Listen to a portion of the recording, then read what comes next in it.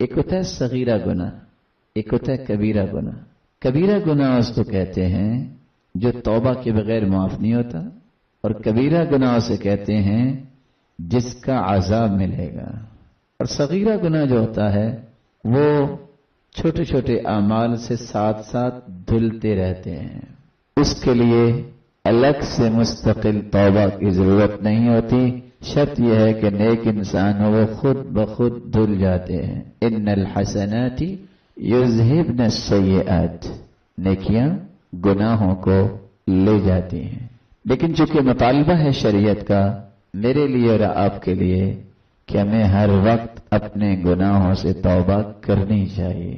ہم جس کو چھوٹا سمجھ رہے ہیں وہ چھوٹا گناہ نہیں ہے، صغیرہ گناہ بار بار کیا جائے تو وہ بھی کبیرہ بن جاتا ہے، صغیرہ گناہ پہ فخر کیا جائے تو وہ بھی کبیرہ بن جاتا ہے۔ مثال کے طور پہ نشہ کرنے والے سگریٹ نوش کہتے ہیں صغیرہ گناہ ہی نا۔ ایک الگ بات ہے کہ نہا رسول اللہ صلی اللہ علیہ وسلم عن کل مسکر، ہر نشہ آور چیز سے اللہ کے رسول نے منع کر دیا ہے۔ اور کبیرہ وہ ہوتا ہے جس سے اللہ کے رسول نے منع کیا، جس کو کہہ دیا یہ حرام ہے، جس کے بارے میں کہہ دیا یہ لعنت والا کام ہے، جس کے بارے میں کہہ دیا کہ اس کا عذاب یہ ہے، یہ کبیرہ۔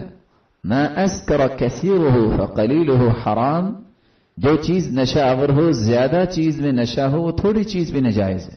اور شاید کہ آج مسلمانوں کو یہ بات سمجھ نہیں آ رہی، جب وہ ہاتھ میں سگریٹ لیتا ہے اور ساتھ چٹکی لگاتا ہے اور اپنے ایک پاؤں کو اٹھا کے اپنے دوسرے گھٹنے پہ رکھتا ہے، چیئر پہ بیٹھا، تو یہ فخر نہیں تو کیا ہے؟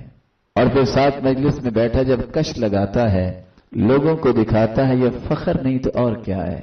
صغیرہ گناہ بھی کبیرہ بن جاتا ہے جب فخر کیا جائے، جب بار بار کیا جائے، یا ایسا انسان کرے جو مقتدا ہے، لیڈر ہے، کیونکہ لوگ ایک کریں گے نا ایسا، تو وہ دوسروں کے لیے ایک سبق بن رہا ہے کہ تم بھی گناہ کرو۔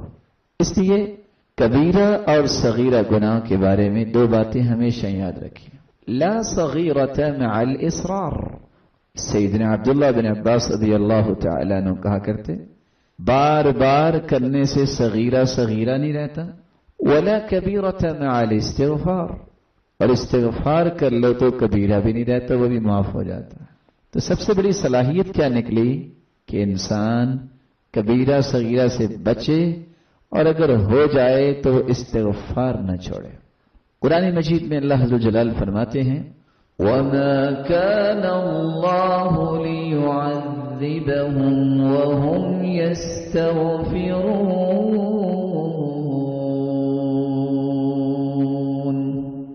جو لوگ استغفار کرنے والے ہیں اللہ انہیں عذاب نہیں دیں گے۔ یہاں رک کے میں ایک بات کا اضافہ کر دوں، ایک چھوٹا سا ہوتا ہے گناہ جس کو ہم چھوٹا سمجھ رہے ہیں، وہ میری اور آپ کی رائے میں چھوٹا ہوتا ہے، بس اوقات وہ چھوٹا نہیں ہوتا۔ اس لیے کہنے والے نے کہا لا تنظر الى المعصیہ، مت دیکھو یہ گناہ چھوٹا ہے یا بڑا ہے، ولكن انظر الى عظمة من عصیت، دیکھو جس کی نافرمانی کر رہے وہ کتنا بڑا ہے۔ اس لیے تو صحابی کہتے ہیں تم کچھ ایسے اعمال کرتے ہو تم بالوں سے بھی باریک انہیں سمجھتے ہو، یہ کیا بات ہے؟